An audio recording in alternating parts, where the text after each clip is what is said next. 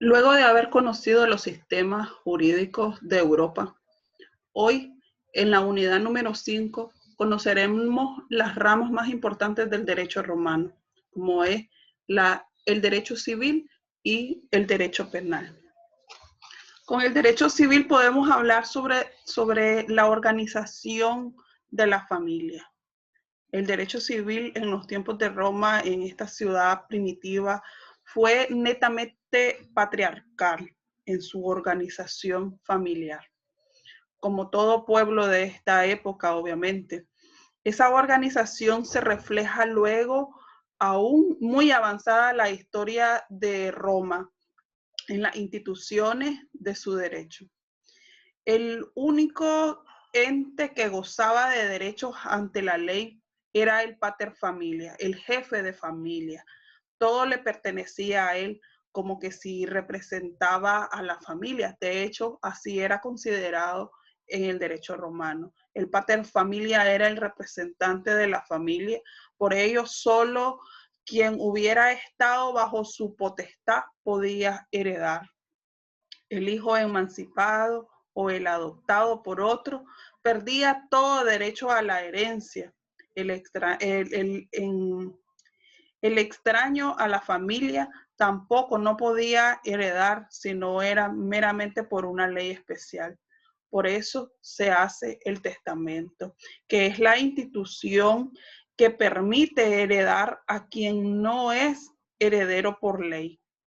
Tenía que hacerse mediante un voto de los comicios, puesto que era un verdadero quiebre de las reglas generales de la ley o del derecho. Se dice que la palabra familia significa o viene del vocablo femel. Esto quiere decir esclavo. Y efectivamente, todos los miembros de la familia, los hijos, los nietos, las esposas, estaban bajo la potestad absoluta del pater familia, como si fueran cosas suyas, esclavos suyos, así era considerado. En los primeros tiempos, tiene el derecho hasta de la vida o de la muerte sobre ellos. El pater familia era quien decidía todas las circunstancias de los miembros de esa familia. Podía decidir sobre su vida y podía decidir también sobre la muerte. Y todos los que se encuentran sujetos a su potestad no tienen derecho ni de poseer un patrimonio propio. En efecto, desde la organización patriarcal, que es el derecho romano originario, solo el parentesco paterno tenía un valor legal. Las hijas casadas, los ascendientes o los colaterales por parte de la madre no tienen derecho hereditario alguno.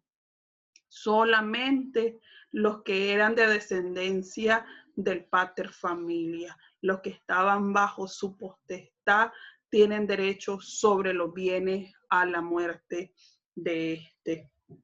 Esta organización patriarcal también se refleja en lo que es la forma primitiva de transmitir el patrimonio.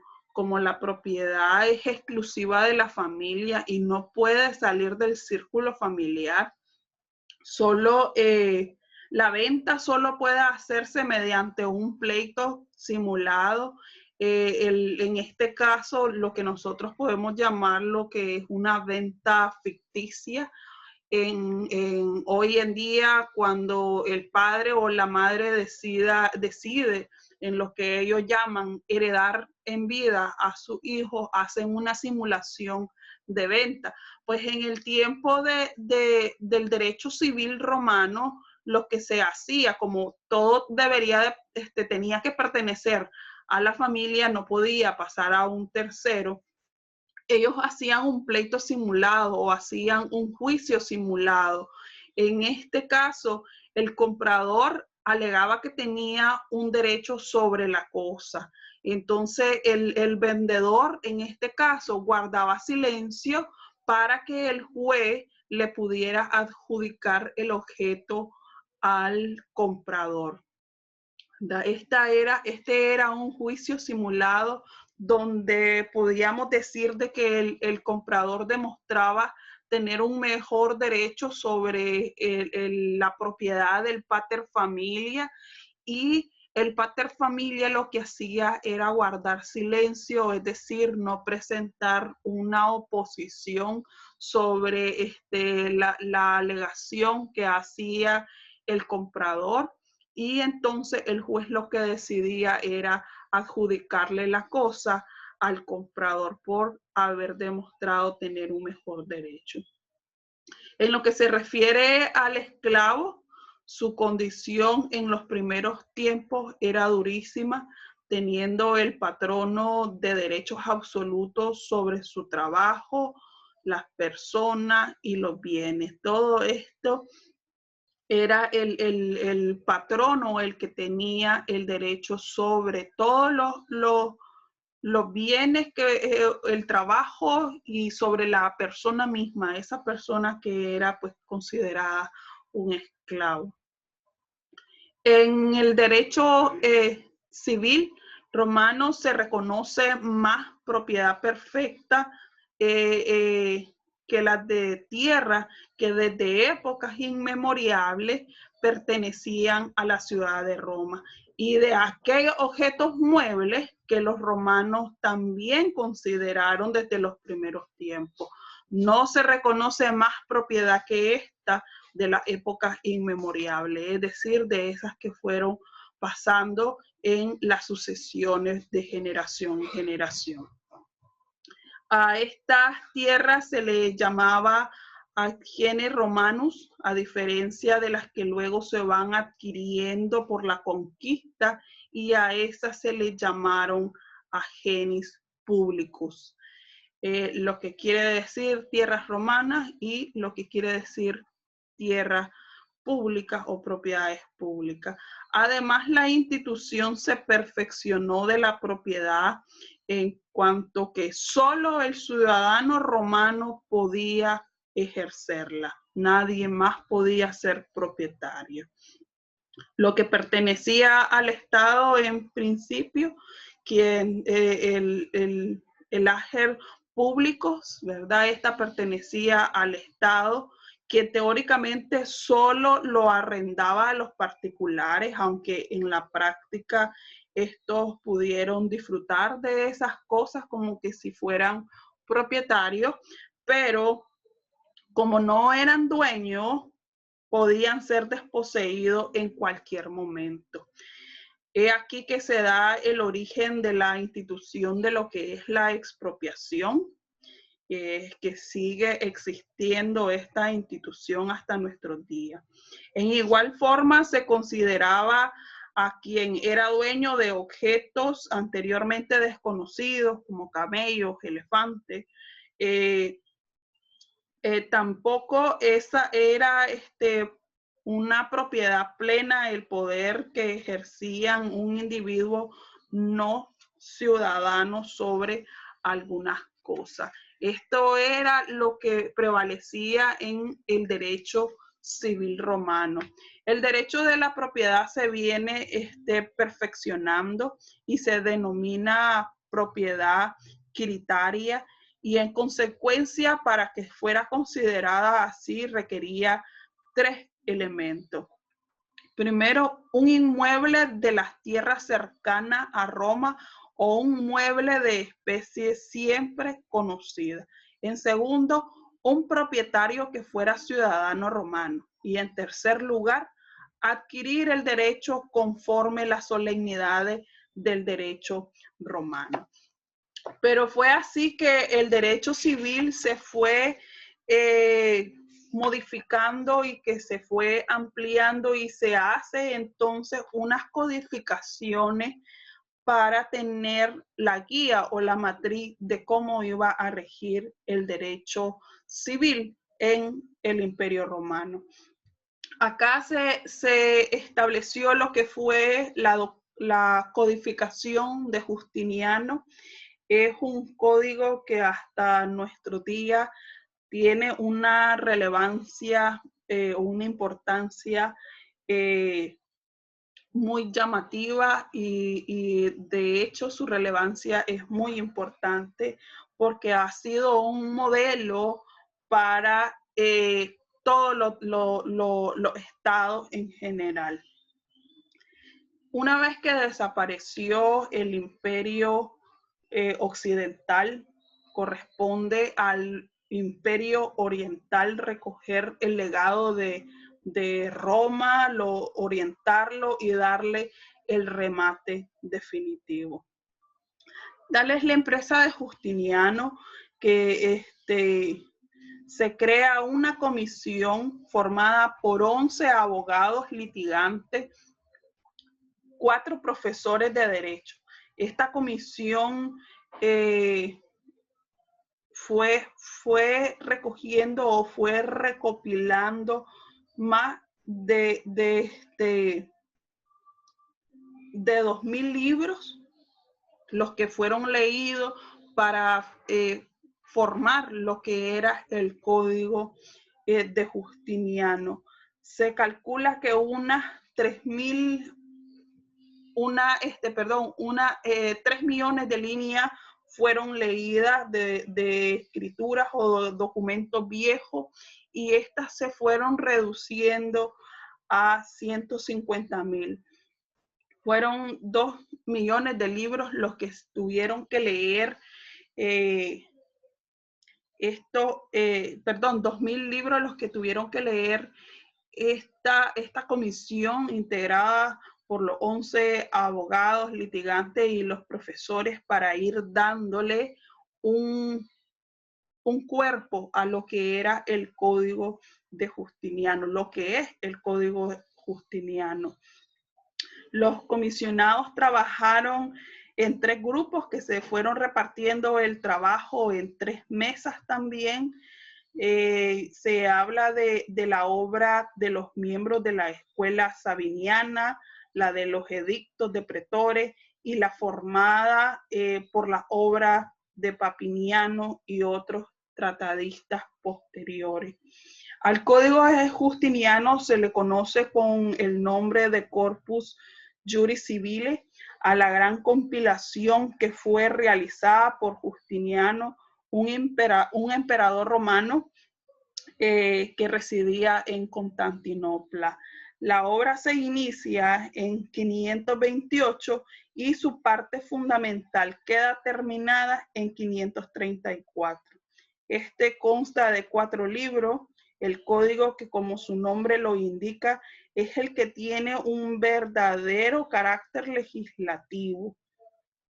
La relevancia que tiene este código de Justiniano es que va haciendo una recopilación de lo que es todo el derecho en general. Tiene su parte fundamental que guiado hacia lo que es el derecho civil, pero también contiene lo que es el derecho penal. No está restringido, aunque su nombre así lo pudiera, se pudiera percibir por su nombre. Sin embargo, pues no está meramente restringido o codificado para lo que es el derecho civil, sino que recoge muchísimas cosas, muchísimas leyes, una recopilación de lo que era el derecho civil, pero también contiene su parte fundamental de lo que es el derecho penal. Al publicarse el Corpus Juris Civilis, Justiniano prohibió que se pudiera hacer mención de la literatura antigua, es decir, de esas recopilaciones de las que se auxilió para hacer la codificación. Fue tanto así la prohibición de que existió una destrucción de una cantidad de material increíble. Quería que en ningún momento se hiciera la mención de poder nombrar o hacer referencia de obras distintas a lo que fuera el corpus de la ley civil o este código de Justiniano.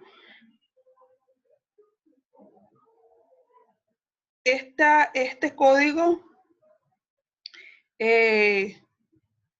lo que buscó fue tomar un trabajo y poder redactar básicamente una ley general. Se hacen una recopilación de textos, realmente no es una publicación o no es una redacción de leyes, sino una recopilación de muchos textos que ya existían. Lo que se hizo fue aquí es poner orden en ellos, se fueron suprimiendo contradicciones y se fue agrupando por materia. Este código para la civilización en Europa occidental tiene una gran importancia. Esta obra que va y que se mantiene todavía, se preserva para nosotros. El proceso va alcanzado por el derecho romano y nos permite conocer en todos sus detalles las disposiciones jurídicas de aquella civilización, de aquel tiempo. Sin embargo, durante la Edad Media fue desconocido el Código de Justiniano y no fue sino hasta después de las cruzadas que fue llevado a Italia y de ahí a los demás países. Se incurrió entonces en un grave error, creer que constituía la esencia de lo que es el derecho, algo imposible de superar, la razón jurídica escrita como se dio en llamarlo. Es indudable que el derecho romano llegó a alcanzar un gran progreso, pero fue un sistema jurídico creado por una sociedad determinada y no hay por qué creer que vaya a ser plenamente, vaya a servir plenamente a las necesidades de cualquier otra sociedad, mucho menos en una sociedad contemporánea. Finalmente, el derecho que se vivió en Roma cuando era ciudad republicana y el derecho del Imperio Romano, que Justiniano con su obra se encarga de recopilar, hay una enorme diferencia. El último, el de Justiniano, es el que nosotros llamamos el derecho romano, pero realmente de romano tiene poco, representa más una mezcla de lo que son los diversos sectores. Sin embargo, podemos decir de que ha servido hasta el día de hoy para que sea un motivo de estudio, por la gran recopilación, por el trabajo y por haber hecho una síntesis o una codificación bien exacta de todo lo que ya se había escrito al respecto del el derecho en general. Como decía, este código de Justiniano recopila no solamente la ley civil, sino todo el derecho en general, incluido el derecho penal. Precisamente vamos a hablar sobre sobre el derecho penal en la época del Imperio Romano. En los primeros tiempos, el castigo de los delitos se efectúa mediante un sistema absoluto de venganza privada. Posteriormente, como en todas partes, la venganza fue siendo limitada mediante la composición y el talión. Finalmente, el Estado romano fue asumiendo el derecho de castigar, pero lo hace primero en cuanto a los delitos de carácter político, como la traición o a los religiosos, y no es sino hasta después de que se emitieron las 12 tablas que otros delitos que hoy consideramos como graves, es verdad que aquellos van siendo de la incumbencia del poder público. Tales fueron el incendio, el falso testimonio, el hurto. Este último, durante muchos siglos, fue visto como una cuestión puramente civil. Es decir, que el hurto no se miraba como delito, sino como una falta civil por el hecho de apoderarse de la cosa ajena. Pero entonces se fue haciendo este cambio y se fueron incorporando nuevas figuras delictivas, aquellos que eran considerados graves como la traición o los religiosos también. Entonces esto se fue cambiando. En tiempos de la monarquía, el rey delegaba su jurisdicción penal a dos funcionarios llamados diumviros. Estos diumviros lo que hacían es que ejercían la función de jueces. Eran los que iban a hacer entonces todo el proceso para conocer la verdad sobre los hechos que le fueran planteados.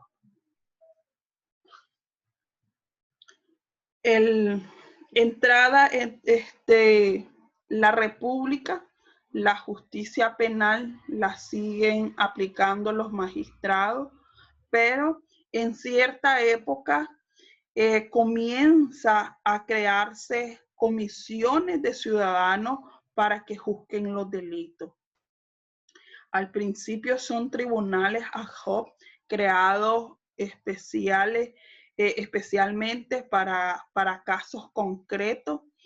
Al principio, entonces lo que se hacían era llamar a los magistrados para que ellos formaran el tribunal especial y así conocer los planteamientos o conocer los delitos. En las figuras podemos observar cómo era la comisión de los magistrados.